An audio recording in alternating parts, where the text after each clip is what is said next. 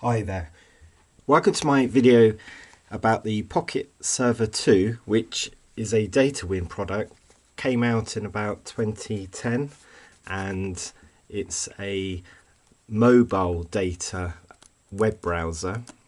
Basically, it doesn't use Wi-Fi or 3G, 4G. It uses a GPRS signal, and it would have gone straight to the Datawind servers to fetch the page that you requested, and it would actually render it in a compressed format, and this compression basically allowed you to display some web pages very quickly. So it was a nifty concept, poorly executed, I would say. So let's see if I can get anything up on the screen now. So the keyboard is not dissimilar to a Motorola Razr in its format, and it kind of feels a little bit unresponsive, and it's a little bit tricky to know if you've kind of pressed the right ones on this side particularly, but I guess for the time it's not too bad. The screen though is a little bit of a letdown. As you can see, it's a little bit washed out. These are actually cached pages on the device, so this would have been the last website that I looked at while using this device. So as you can see, this is the old eBay style sign-in page.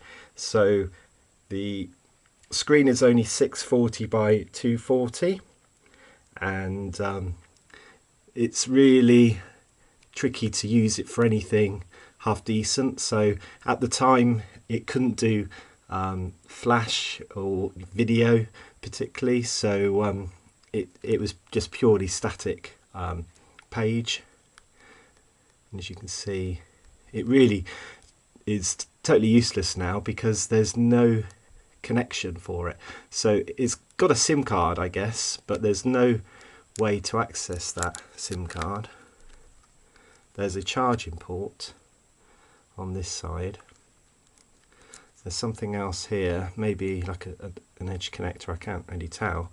So that's the back of it there, and when you switch it on, these lights come on, so maybe I can turn it off so you can have a look. So let's go power off.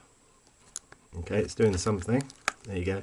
So it looked quite snazzy, but you can tell it's sort of quite tacky plastic. It would have cost probably £150 at the time, but I remember buying this at its end of life, and I believe it was around £40 with data for a year, and that would have been from a now closed electronic shop in Britain, which is was called Maplin. And Maplin had a habit of picking up some strange things. It was reasonably good for your sort of electronic parts in, and it was useful if you wanted to get components and some soldering irons and things. But unfortunately, they kind of delved into a lot of sort of cheap parts and cheap sort of devices that really were marked up to be quite expensive. So this would have been quite expensive at the beginning, and then it would have been marked down. So as you can see, the screen lights up, and it's a little bit washed out, no sound.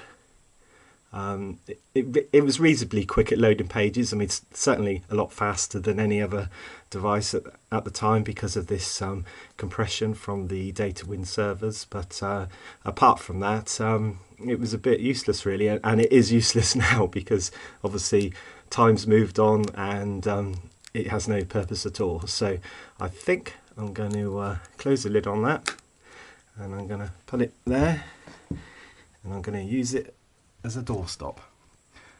Anyone else got a better idea for it? I'd like to know. And if you like this video, please like it and subscribe to my channel for some more strange devices and things that I found.